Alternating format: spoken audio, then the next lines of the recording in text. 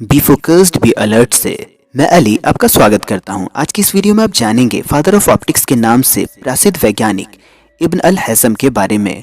हसन इब्न अल हैसम अरब के सुनहरे इस्लामिक दौर के एक प्रसिद्ध गणितज्ञ, खगोल विज्ञानी और भौतिक शास्त्री थे। इनका पूरा नाम अबू अली अल हसन इब्न अल हैसम था। इन्हें आधुनिक प्रकाशिकी यानी मॉडर्न ऑप्टिक्स का पिता भी कहा जाता है। इन्होंने प्रिंसिपल ऑफ ऑप्टिक्स और विजुअल परसेप्शन के क्षेत्र में कई महत्वपूर्ण योगदान दिए हैं। इब्न अल हैसम ने प्रकाशिकी के ऊपर एक पुस्तक किताब अल मनाज़र यानी बुक्स ऑफ ऑप्टिक्स भी लिखी है। उन्होंने दर्शन शास्त्र, अध्यात्म और औषधि शास्त्र के ऊपर भी कई किताबें लिखी हैं। इब्न अल हैसम पहले वैज्ञानिक थे जिन्होंने बताया कि किसी वस्तु को हम देख पाने में तब सक्षम हो पाते हैं जब उस पर पड़ने वाला प्रकाश परावर्तित होकर हमारी आंखों में प्रवेश करता है। इब्न अल हैसम का जन्म इराक के बसरा में 965 ईस्वी को एक अरब परिवार में हुआ था। अल हैसम जब बड़े हुए तो अप्लाइड मैथमेटिक्स के क्षेत्र में अपनी ज़बरदस्त प्रतिभा के कारण वो पूरे बसरा में प्रसिद्ध हो गए। एक बार उन्होंने दावा किया कि वो नील नदी में आने वाले बाढ़ को बांध बनाकर काबू कर सकते हैं। इस पर खलीफा अल हकीम ने उन्हें अपने यहाँ प्रबंधक के पद पर बहाल कर लिया और बांध बनाने वाले प्रोजेक्ट पर काम शुरू करने के लिए उन पर दबाव डालना शुरू कर दिया। काम की अव्यावहारिकता और संसाधनों की कमी के कारण अल हैसम अपने इस प्रोजेक्ट को पूरा कर पाने में सक्षम नहीं हो पा रहे थे। उन्हें इस बात का डर हुआ कि बांध बनाने का काम पूरा न कर पाने की स्थिति में खलीफा कहीं उन्हें मौत की सज़ा न दे दे। इसलिए मौत की सज़ा से बचने के लिए खलीफा के दरबार में उन्होंने ऊटपटांग हरकतें करनी शुरू कर दी। दरबारी हकीम ने जांच करने के बाद इब्न अल हैसम को पागल घोषित कर दिया और खलीफा ने नाराज़ होकर उन्हें घर में नज़रबंद करवा दिया।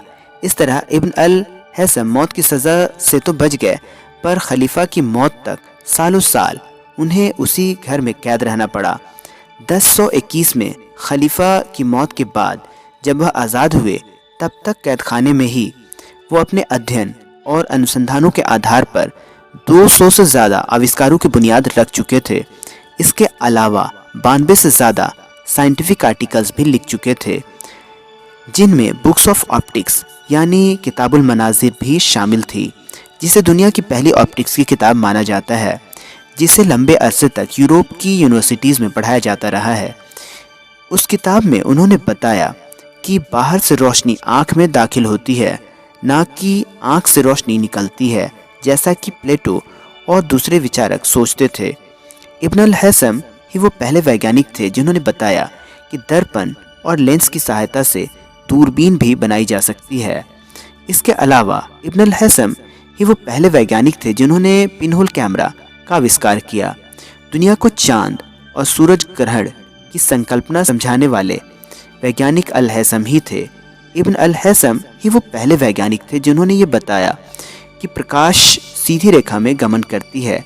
इसके अलावा उन्होंने प्रकाश के परावर्तन, अपवर्तन, सूर्य के सुबह और शाम के वक्त बड़े दिखाई देने का कारण और वायुमंडल की पृथ्वी की सतह से एक निश्चित ऊंचाई तक फैले रहने के बारे में भी दुनिया को पहली बार समझाया। विज्ञान के क्षेत्र में अपने महान योगदान के कारण यूरोप का विज्ञान जगत भी इस वैज्ञानिक को father of optics, first scientist of modern era और फर्स्ट एक्सपेरिमेंटल साइंटिस्ट के खिताब से नवाजता है। इब्न अल हैसम ही वो पहले वैज्ञानिक थे जिन्होंने मानव नेत्र की आंतरिक संरचना के बारे में दुनिया को बताया और आँखों की शल्य चिकित्सा की बुनियाद रखी तथा करोड़ों लोगों की आंखों की रोशनी को दोबारा रोशन करने में अपना योगदान दिया। अल हैसम ही वो पहले वैज्ञानिक थे जिन्होंने भविष्यवाणी की थी कि एक वक्त ऐसा आएगा जब इंसान मानव शरीरों के लिए सभी कृत्रिम यानी आर्टिफिशियल अंग बनाने में कामयाब हो जाएगा। इस महान वैज्ञानिक का देहांत सन 1040 ईस्वी में काहिरा, मिस्र में 75 वर्ष की आयु में हुआ। आपको ये जानकारी पसंद आई हो तो आप इस वीडियो को लाइक करें, शेयर करें और चैनल को सब्सक्राइब करें। तो मिलते हैं अगली किसी नई वीडियो में। तब तक के लिए अलविदा।